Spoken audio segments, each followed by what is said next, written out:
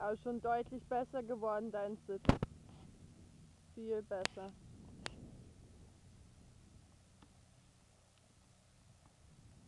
Mach mal wieder Übergang, nicht so lange galoppieren. Ja, gut. Sobald du nachgibst, kippt